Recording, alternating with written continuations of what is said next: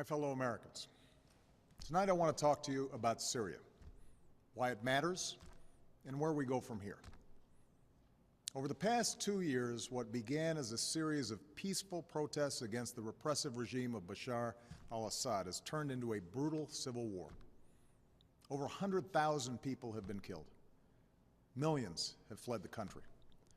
In that time, America has worked with allies to provide humanitarian support, to help the moderate opposition, and to shape a political settlement. But I have resisted calls for military action because we cannot resolve someone else's civil war through force, particularly after a decade of war in Iraq and Afghanistan. The situation profoundly changed, though, on August 21st, when Assad's government gassed to death over 1,000 people, including hundreds of children. The images from this massacre are sickening. Men, women, children lying in rows, killed by poison gas, others foaming at the mouth, gasping for breath. A father clutching his dead children, imploring them to get up and walk. On that terrible night, the world saw in gruesome detail the terrible nature of chemical weapons and why the overwhelming majority of humanity has declared them off limits, a crime against humanity, and a violation of the laws of war. This was not always the case. In World War I, American GIs were among the many thousands killed by deadly gas in the trenches of Europe. In World War II, the Nazis used gas to inflict the horror of the Holocaust.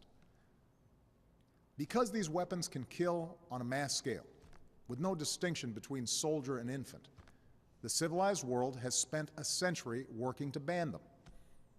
And in 1997, the United States Senate overwhelmingly approved an international agreement prohibiting the use of chemical weapons, now joined by 189 governments that represent 98% of humanity. On August 21st, these basic rules were violated, along with our sense of common humanity. No one disputes that chemical weapons were used in Syria. The world saw thousands of videos, cell phone pictures, and social media accounts from the attack. And humanitarian organizations told stories of hospitals packed with people who had symptoms of poison gas. Moreover, we know the Assad regime was responsible. In the days leading up to August 21st, we know that Assad's chemical weapons personnel prepared for an attack near an area where they mix sarin gas. They distributed gas masks to their troops. Then they fired rockets from a regime-controlled area into 11 neighborhoods that the regime has been trying to wipe clear of opposition forces. Shortly after those rockets landed, the gas spread, and hospitals filled with the dying and the wounded.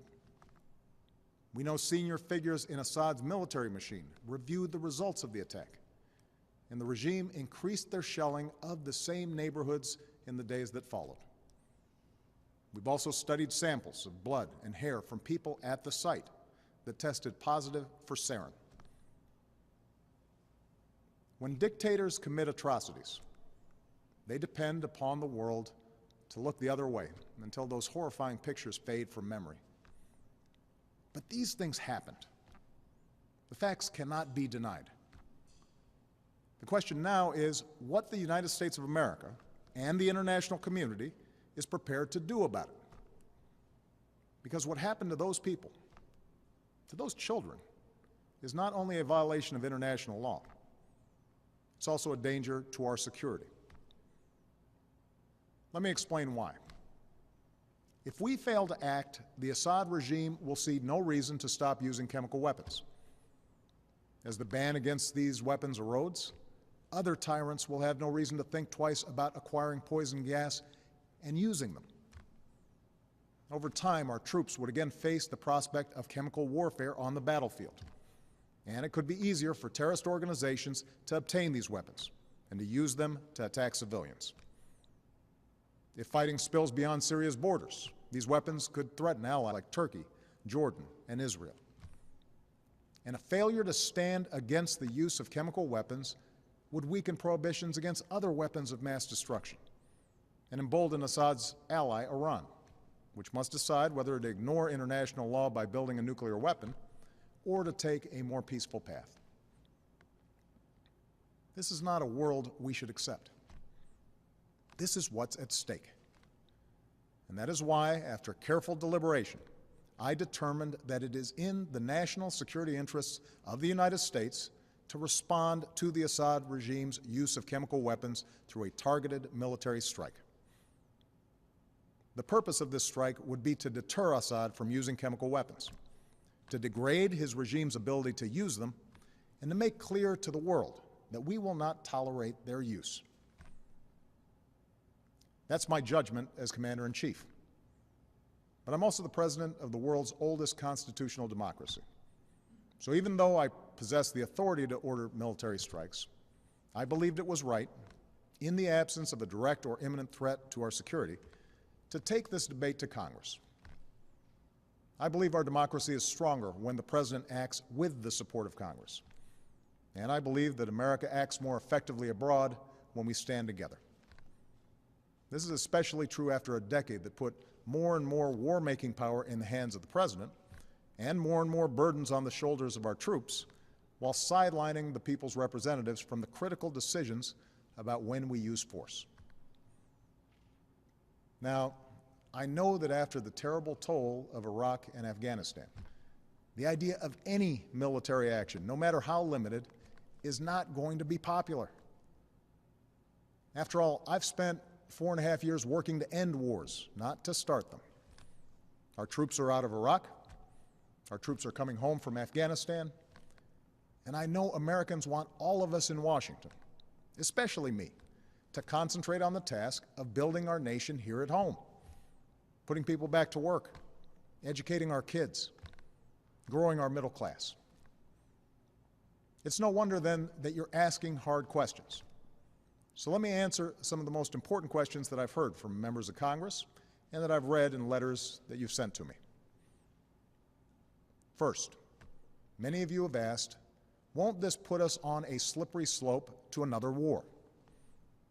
One man wrote to me that we are still recovering from our involvement in Iraq. A veteran put it more bluntly. This nation is sick and tired of war. My answer is simple. I will not put American boots on the ground in Syria. I will not pursue an open-ended action like Iraq or Afghanistan. I will not pursue a prolonged air campaign like Libya or Kosovo. This would be a targeted strike to achieve a clear objective, deterring the use of chemical weapons and degrading Assad's capabilities. Others have asked whether it's worth acting if we don't take out Assad. As some members of Congress have said, there's no point in simply doing a pinprick strike in Syria. Let me make something clear. The United States military doesn't do pinpricks. Even a limited strike will send a message to Assad that no other nation can deliver. I don't think we should remove another dictator with force. We learned from Iraq that doing so makes us responsible for all that comes next. But a targeted strike can make Assad, or any other dictator, think twice before using chemical weapons. Other questions involve the dangers of retaliation. We don't dismiss any threats, but the Assad regime does not have the ability to seriously threaten our military. Any other retaliation they might seek is in line with threats that we face every day.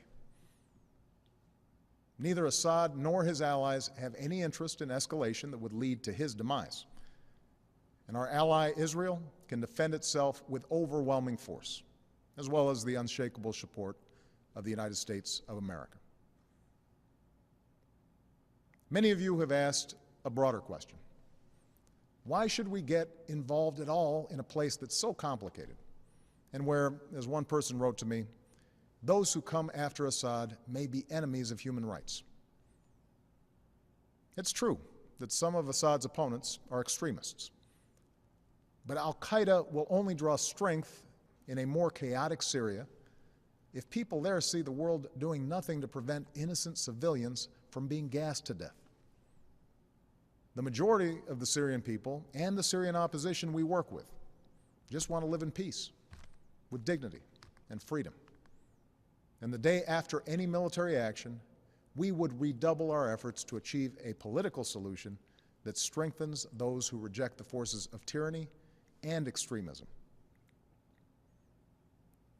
Finally, many of you have asked, why not leave this to other countries or seek solutions short of force? As several people wrote to me, we should not be the world's policeman. I agree, and I have a deeply held preference for peaceful solutions. Over the last 2 years, my administration has tried diplomacy and sanctions, warnings and negotiations, but chemical weapons were still used by the Assad regime. However, over the last few days, we've seen some encouraging signs, in part because of the credible threat of U.S. military action, as well as constructive talks that I had with President Putin. The Russian government has indicated a willingness to join with the international community in pushing Assad to give up his chemical weapons. The Assad regime has now admitted that it has these weapons, and even said they joined the Chemical Weapons Convention, which prohibits their use.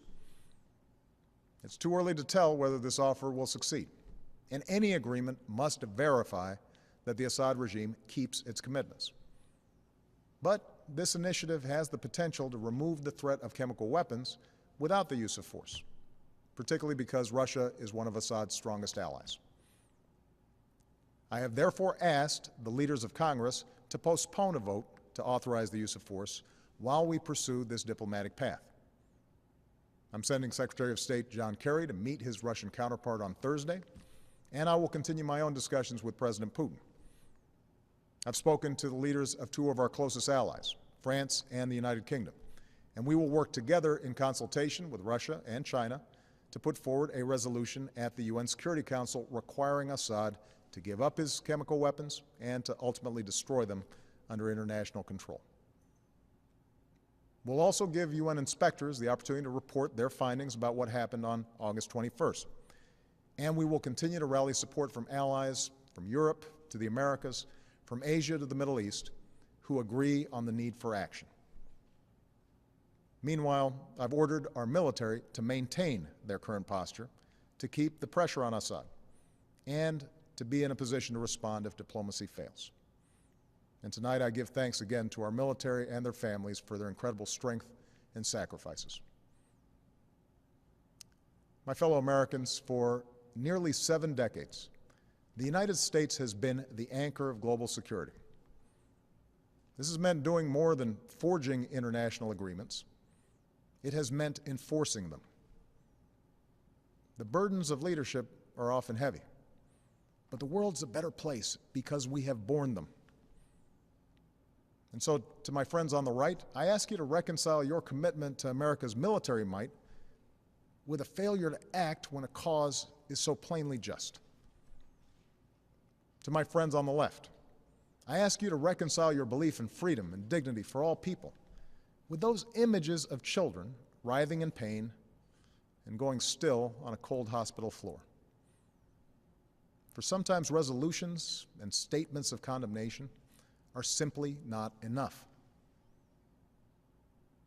Indeed, I'd ask every member of Congress and those of you watching at home tonight to view those videos of the attack, and then ask, what kind of world will we live in if the United States of America sees a dictator brazenly violate international law with poison gas, and we choose to look the other way? Franklin Roosevelt once said, "Our national determination to keep free of foreign wars and foreign entanglements cannot prevent us from feeling deep concern when ideals and principles that we have cherished are challenged." Our ideals and principles, as well as our national security, are at stake in Syria, along with our leadership of a world where we seek to ensure that the worst weapons will never be used. America's not the world's policeman. Terrible things happen across the globe, and it is beyond our means to right every wrong. But when, with modest effort and risk, we can stop children from being gassed to death and thereby make our own children safer over the long run, I believe we should act. That's what makes America different. That's what makes us exceptional. With humility, but with resolve, let us never lose sight of that essential truth. Thank you, God bless you, and God bless the United States of America.